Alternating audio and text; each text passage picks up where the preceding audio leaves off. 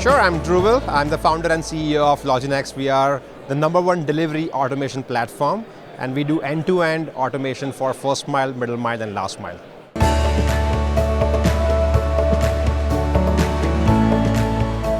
I think the biggest focus while optimizing for cost should be to make sure that they should not optimize for performance, while they should make sure the performance does not drop when they are reducing the cost. Second is I think the biggest focus should be on the change management, where a lot of times newer technologies can be brought very easily, but implementation of those tech is the real deal. So how do you manage change on the ground for your last mile workforce is very, very important. Number 3 should be the experience of the customers, right? Because a lot of times your cost is driven by customers not being satisfied, which kind of results into reattempts and delays and customers not accepting, things like that, which can be significantly reduced if you really focus on a good customer experience.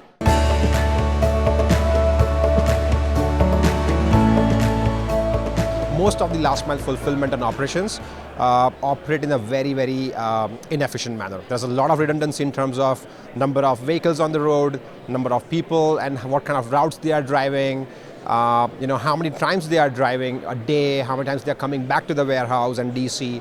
So there are a lot of opportunities to kind of really optimize emissions.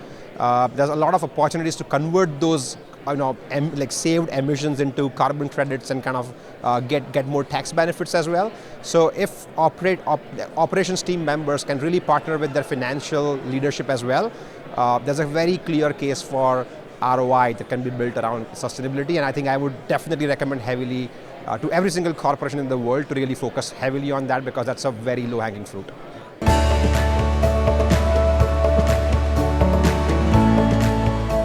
I think the biggest challenge when it comes to reverse logistics is about managing customer expectations, because everybody wants to return things when in an as easy and as seamless manner as possible. But most return and reverse experiences or operations do not really offer a great customer experience, right? They are all focused on either kind of trying to optimize costs, trying to merge your routes onto your forward routes, and things like that. I think if the companies focus on customer as a center, the customer will be more supportive to make sure that they can help you drive efficiency in your reverse logistics or returns operations. And I think that's the focus every company should have, where they can really constantly communicate with the customer so that customers can help them pick up their goods in the most in the quickest manner, in the most efficient manner, and that kind of usually results into a lower number of returns as such. There are other strategies like focusing on inventory optimization, quality assurance as well.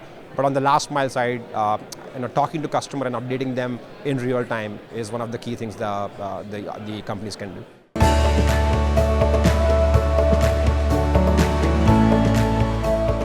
I think last mile is a space which is closest to the customers, and more than anything, right? In last couple of years, this whole the pandemic has brought in an irreversible change in consumer behavior, which was always being talked about. The change was happening, but that whole change of expecting faster, cheaper, and better deliveries is kind of irreversible, right? Any category of goods across any geography in the world, the customers are expecting faster, cheaper, and better deliveries, right? So if you and that is what kind of excites me, because there is so much room for most companies to do better on. Still there are companies struggling to do even next day, forget same day, right? On the other hand, on social media and on press, you keep hearing about same-day deliveries and 2-hour deliveries and 15-minute deliveries and whatnot, right? So I think it's going to be a constant change of expectations, and it's going to get more and more aggressive. It's exciting to see how companies react to it, not just from tech perspective, but also from process and people perspective to make that happen. So I think that's what kind of excites me over the next few years in this space.